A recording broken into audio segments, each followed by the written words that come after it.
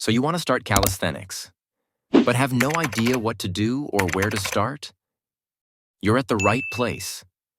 Because in this video, I'll explain guide by guide on how to start calisthenics the right way and how you can progress faster than anyone. Calisthenics is an incredible way to build strength, flexibility, and body control using just your own weight. Whether you're looking to build muscle, strength, or learn new skills, calisthenics can be a good fit for you. In this video, I will break down the process into 4 simple phases. So stay till the end, and you'll have a clear understanding of how to get started, choose your focus, and progress toward mastering some impressive skills. Phase 1. Learn the basics. The first phase in calisthenics is to learn the basics. And by basics, I mean push-ups, inverted rows, and squats. These movements are essential for building the basic strength needed for other exercises, such as dips or pull-ups. Consistently practicing these basics will help you improve your strength and prepare you for the next phases of your calisthenics journey. Aim for a balanced routine that incorporates these exercises regularly, setting the stage for future advancements. An example of a balanced routine includes doing full-body workouts such as push-ups 4 sets 10 to 15 reps. Inverted rows also 4 sets 10 to 15 reps, and squats 4 sets of 10 to 15 reps. And then repeating this workout 3 times a week, while including a rest day in between. Or you can do push-pull legs, in which you start your push with push-ups, then decline push-ups, then triceps skull crushers or push-down. For pull day, do assisted pull-ups, inverted rows, and some biceps curl.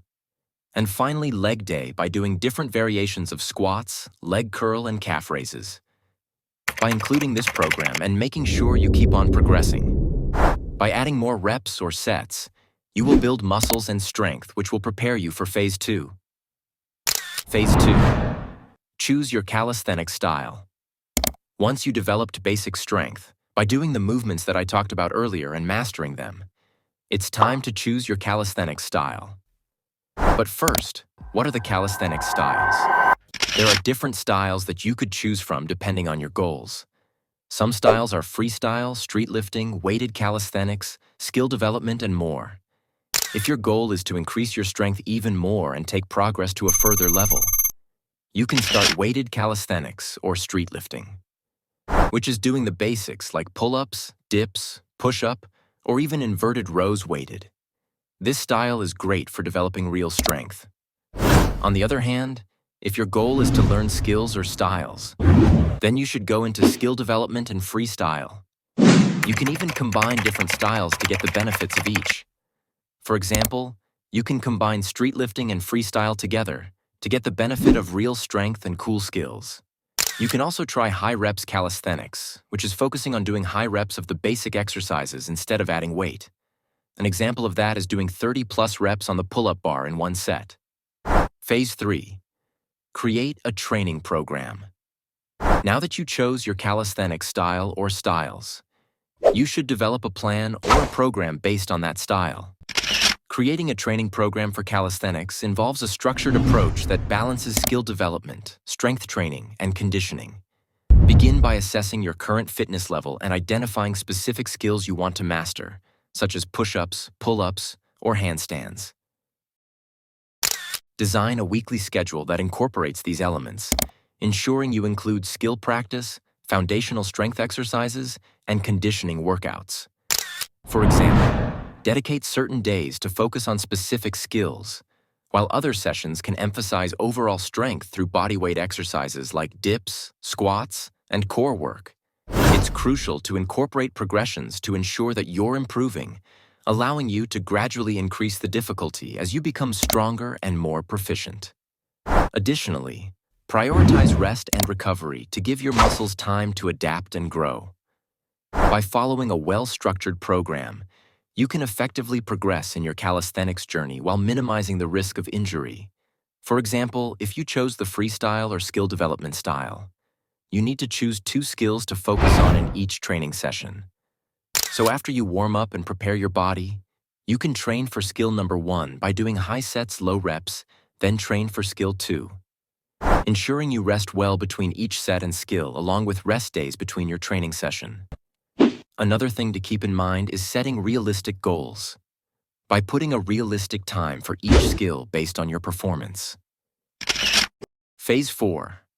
Set specific goals. Setting realistic goals is very important, especially if you're a beginner who is just starting out in calisthenics. Clear goals provide direction and motivation, helping you stay focused on what you can achieve. You should set goals for the long term and for the short term.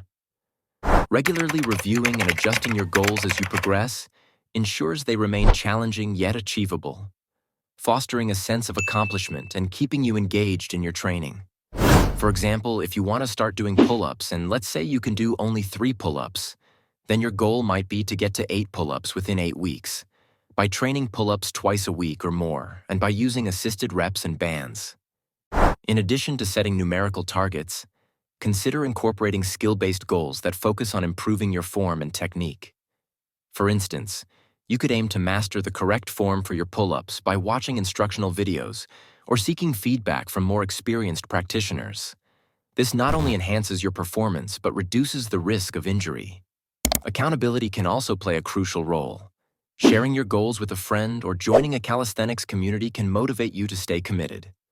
Tracking your progress through a journal or app helps visualize improvements and maintain motivation. Do not forget to celebrate small achievements, as they are small steps that leads to your long-term goal. In conclusion, starting calisthenics requires you to master the basics and get stronger. Choosing your calisthenics style or styles, building a balanced program and setting specific goals. As you progress, it's natural for things to slow down a bit. It's part of your fitness journey. That's why it's important to stay patient and focus on long-term goals. Adjust your routine depending on your performance and progress.